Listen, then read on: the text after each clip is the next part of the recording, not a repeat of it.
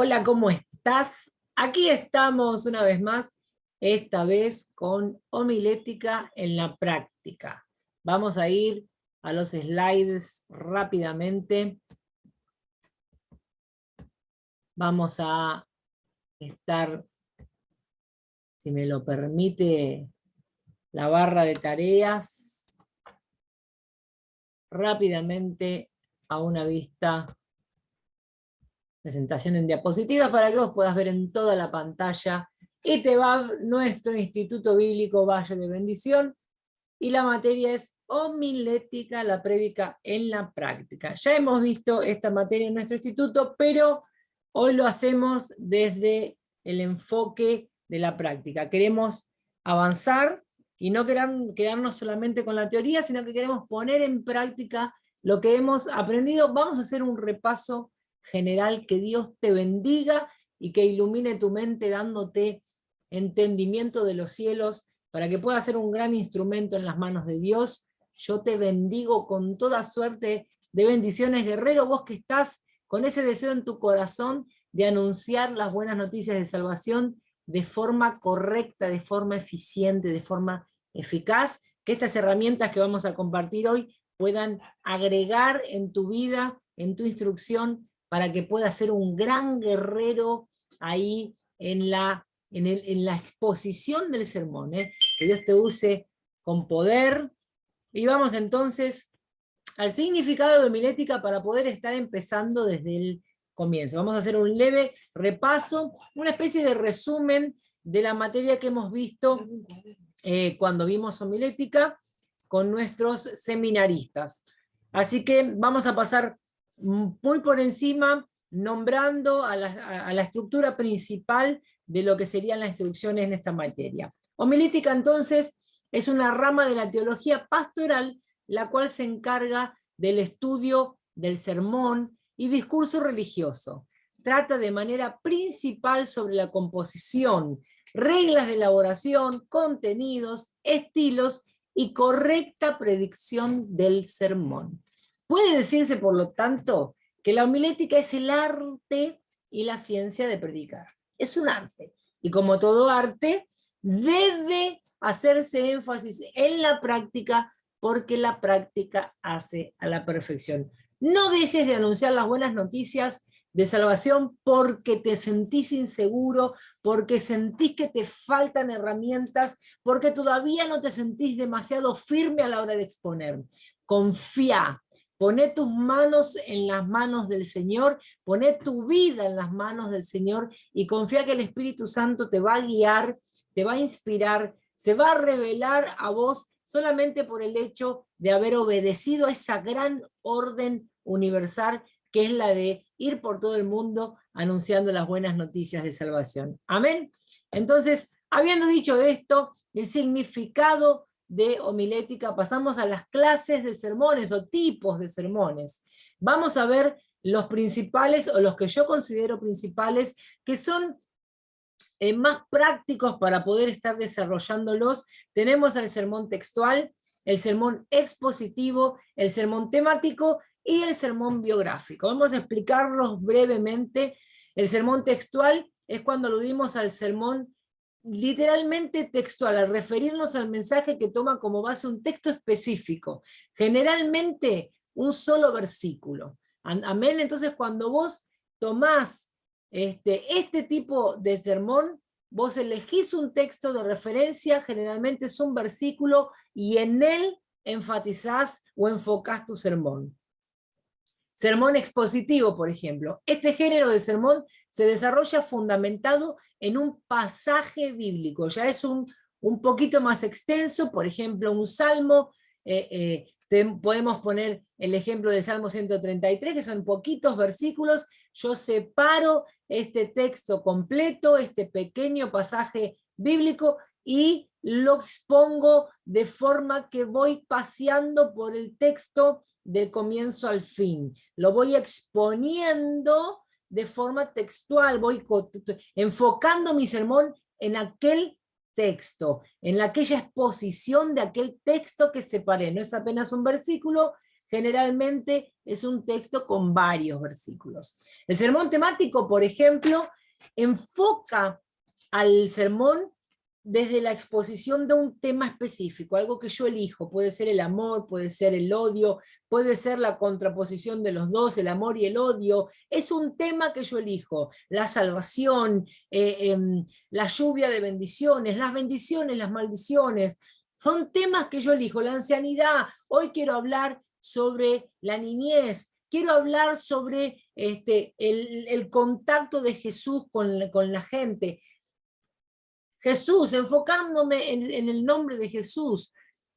Cuando yo elijo el sermón temático, ya no me enfoco en el texto, sino que elijo un tema, e inclusive con habiendo elegido este tema, yo puedo usar varias referencias dentro de la Biblia, varios pasajes, varios textos donde yo veo que se habla de este tema que elegí. El sermón biográfico, por ejemplo, ya pone su énfasis, como dice el nombre, en la biografía, o de la persona a la cual vos aludís tu sermón, por ejemplo, dentro de uno de los capítulos de los textos de Isaías, yo voy a hablar sobre Isaías, sobre el pasaje de Isaías por la tierra, sobre la relación de Isaías con el Señor, sobre la forma en que él se separó para servir a Dios. Puedo elegir, por ejemplo, a Moisés, puedo elegir a estas figuras para estar hablando de su historia y allí trasladar o poder enganchar estas referencias o estas biografías al respecto de la persona de Jesús. Siempre debemos tener en cuenta que nosotros tenemos una responsabilidad con el mensaje de la palabra de Dios, y nuestros sermones como hijos de Dios, llamados cristianos en esta tierra, deben ser sermones cristocéntricos. Nosotros debemos llevar el mensaje de Jesús, que está desde el Génesis hasta el Apocalipsis, a la gente. Debemos hacerles notar, tenemos esa responsabilidad de poder transmitir a la gente lo que nosotros aprendimos de la palabra. Amén. La Biblia habla de Jesús, la Biblia presenta a Jesús, la Biblia nos enseña acerca de la persona de Jesús. La Biblia es Jesús. La verdad es la palabra de Dios y Cristo es la verdad. Entonces, en este juego de palabras, nosotros podemos hacer una serie de exposiciones, eligiendo cualquier clase de sermón o cualquier tipo de sermón. Amén. Pasamos entonces a las partes de un sermón.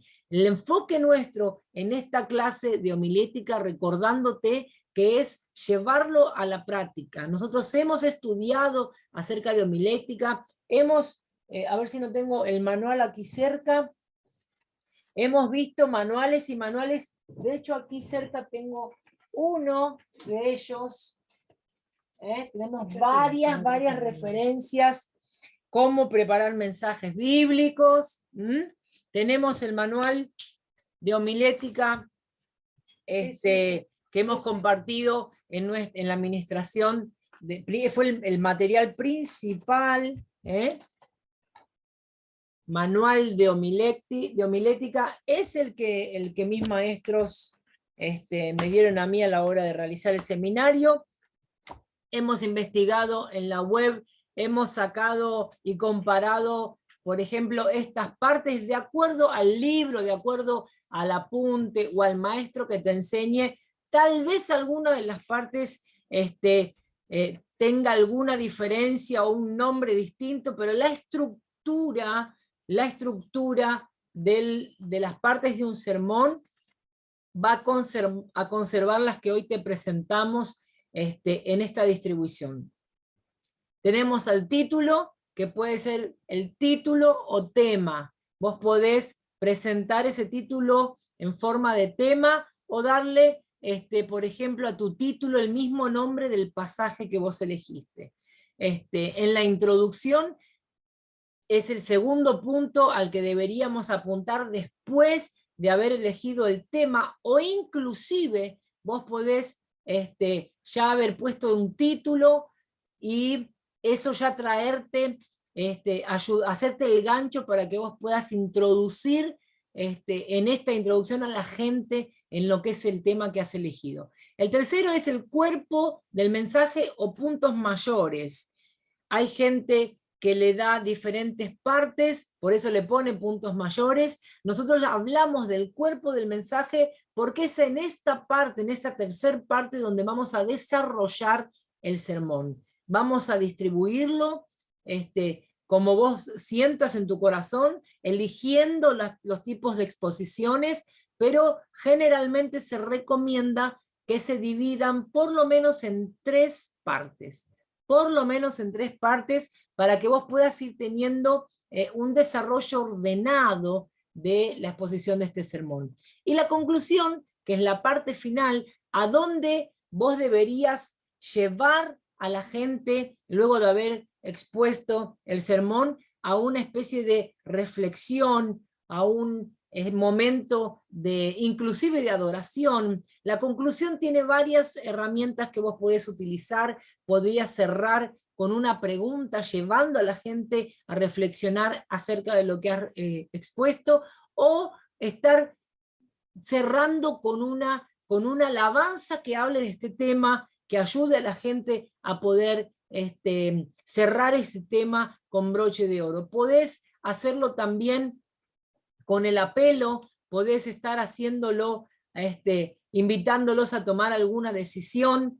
La conclusión debe realizar lo que ella misma está diciendo. Debe concluir este mensaje con el broche, cerrando con broche de oro, llevando a la gente a aproximarse más de la persona de Cristo. Cada una de estas partes, como dice nuestro slide, tiene un significado importante que todo aspirante a orador debe conocer. O mismo a un orador que todavía no haya o desee seguir creciendo en el estudio de la homilética. ¿Por qué no? Importante es que cualquier obrero de la casa del Señor, siervo del Dios Altísimo, debe saber que el dueño de la obra es el arquitecto del universo. Y él mismo sabe qué decirle a su pueblo. Él sabe qué es lo que la iglesia necesita oír en esa noche o en esa tarde, en esa mañana donde te invitaron a compartir el mensaje, o a donde tocó en la distribución de ministraciones que te era tu vez. El obrero debe estar conectado con Dios. Nosotros vamos a realizar una serie de prácticas en las próximas clases, pero este alerta debe estar en tu corazón y en tu mente constantemente. Él apenas nos permite vivir el privilegio de ser coprotagonistas de la misma obra y así disfrutar el proceso siendo instrumentos en sus manos. Nosotros no podríamos jamás cometer la torpeza de elegir aleatoriamente o estar realizando esta construcción de los sermones sin la participación de nuestro Señor.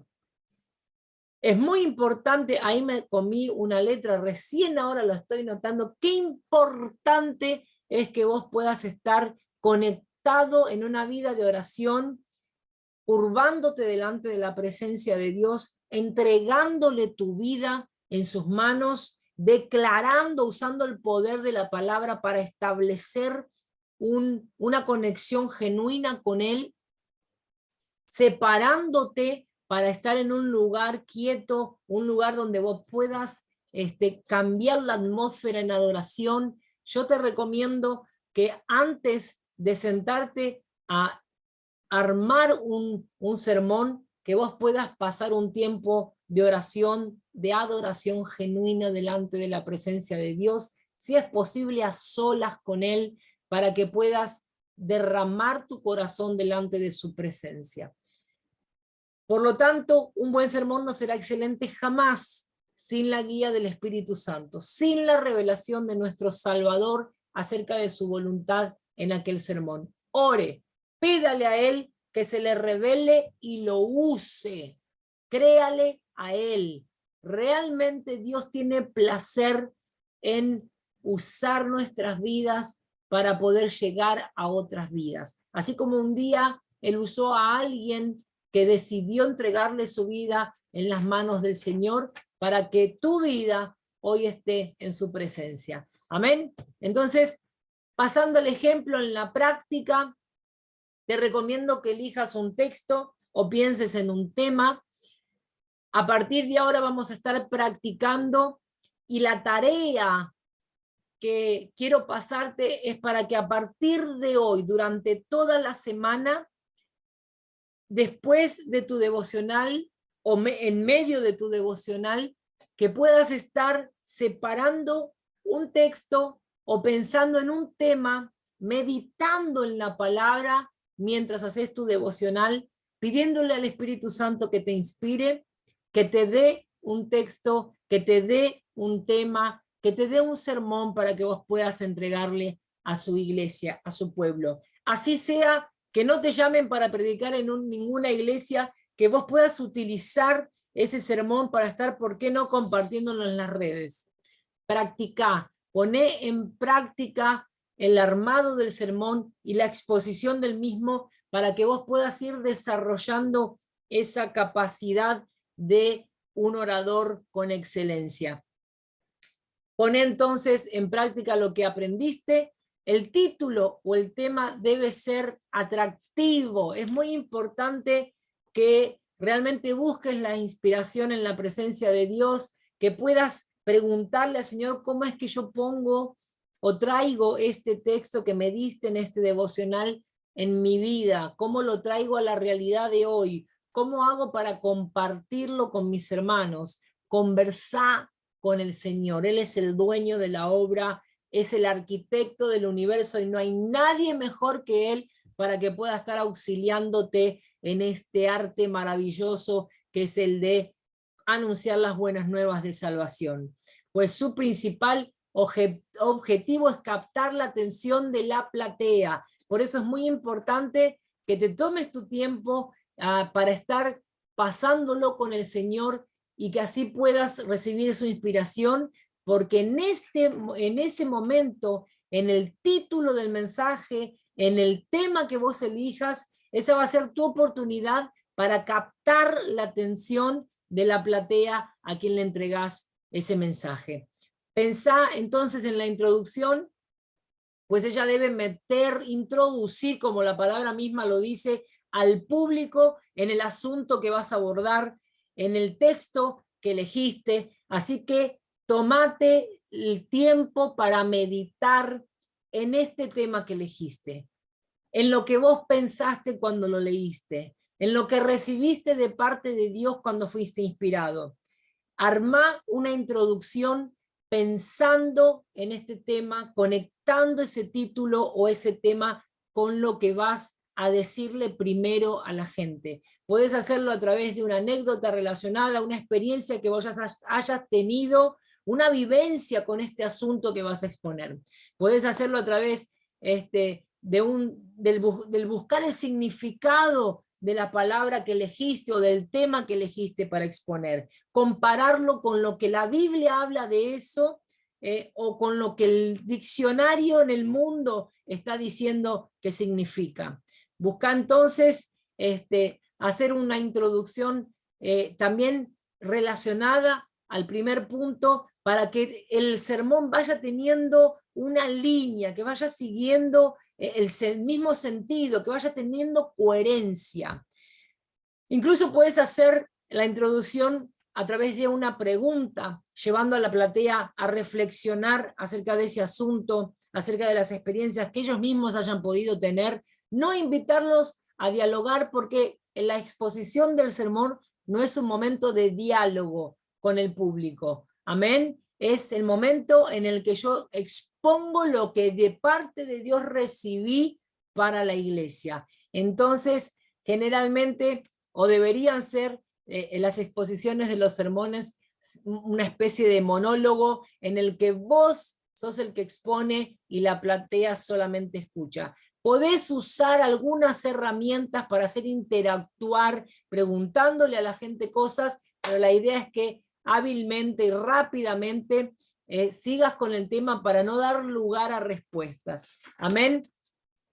Es muy pertinente que vos puedas estar pensando en cómo exponer esos temas. Y es así como hasta aquí llegamos con esta cuestión de la práctica. Yo quería compartirles para cerrar esta exposición de nuestra materia homilética, mostrándote, vos podés hacerlo como quieras, como lo sientas hacer. Yo en este momento te voy a compartir mi cuaderno de sermones. Mirá, está al revés la imagen, pero ahí dice, cuaderno de registro de sermones. El año pasado se me ocurrió escribirlo en papel, como hacía muchos años no lo hacía, y empecé fue una decisión que tomé, y justamente el primer sermón tiene como título Decisión. Se ve un poquito borroso, pero voy a compartir la estructura del sermón que yo armé a través de este tema que elegí, decisión.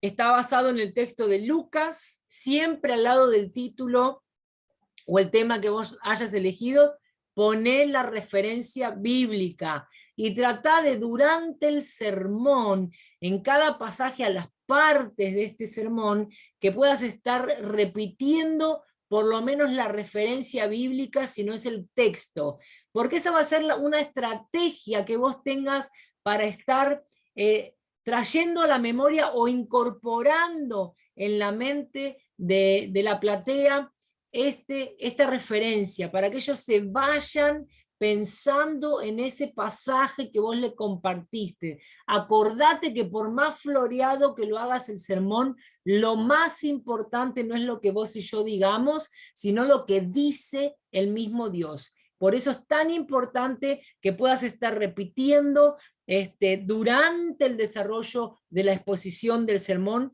el texto o junto con su referencia bíblica.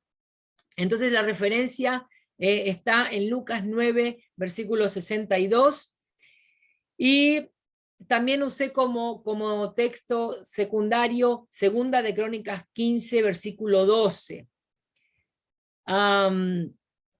Porque Lucas hace referencia a la decisión firme y Segunda Crónica hace referencia a la decisión del corazón. Me pareció muy importante estar tocando esos dos puntos con respecto a los tipos de decisiones. ¿No es cierto? Entonces empecé a separar mi sermón y lo separé brevemente, te lo voy a compartir.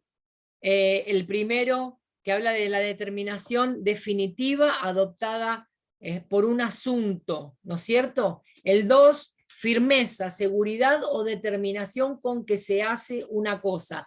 Tomé el significado del diccionario en esas dos referencias que hacía el diccionario.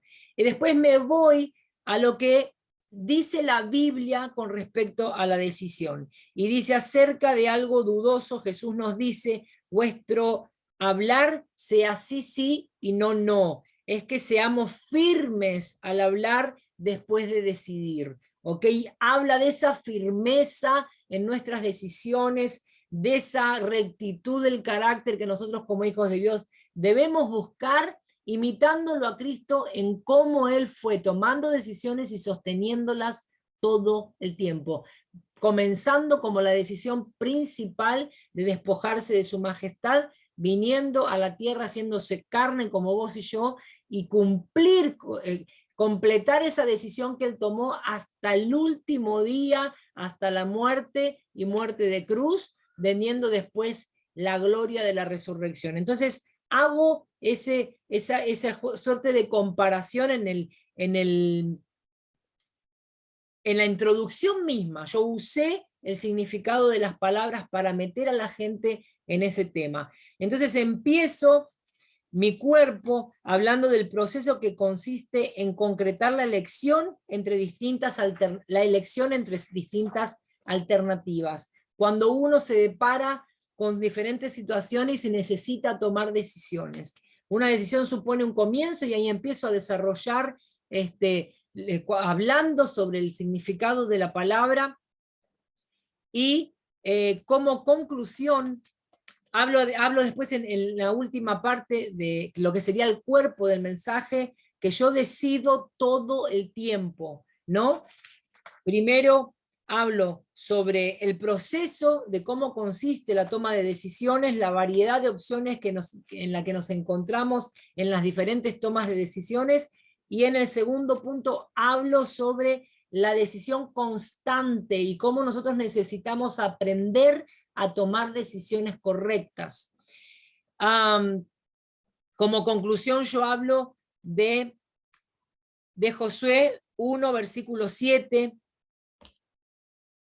donde Dios le habla al respecto de las decisiones que Josué debe tomar, y delante de esas decisiones Dios lo orienta a estar basándolas siempre en la palabra de Dios, y le pone el por qué o el para qué de eso, le dice para que prosperes en todo. Entonces ahí Dios nos da la clave de la prosperidad en todas las áreas de nuestra vida a través de la sabiduría en las decisiones tomadas bajo la orientación de la palabra de Dios. Entonces, cierro hablando, trayendo a reflexión acerca de la decisión que Jesús tomó al venir a la tierra y cómo nosotros deberíamos seguir su ejemplo.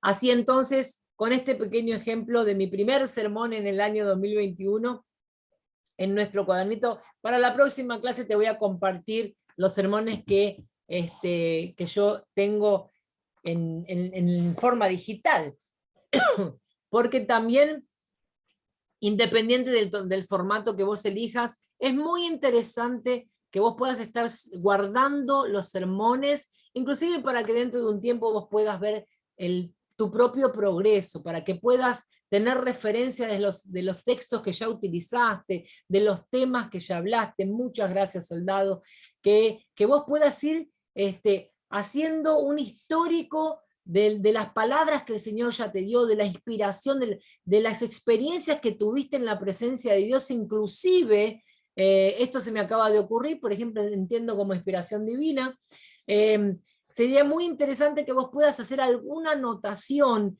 luego de la exposición del sermón que haga referencia a la experiencia que tuviste a la hora de exponer. Bueno, te bendigo entonces, así cerramos nuestra primer clase de este año 2022 sobre homilética en la práctica. Ahora vamos a enfocarlo, y en nuestras clases durante el mes de febrero vamos a estar poniendo en práctica la homilética. Que Dios te bendiga y te guarde y pueda hacer resplandecer su rostro sobre tu semblante. Bendiciones, hasta la próxima clase.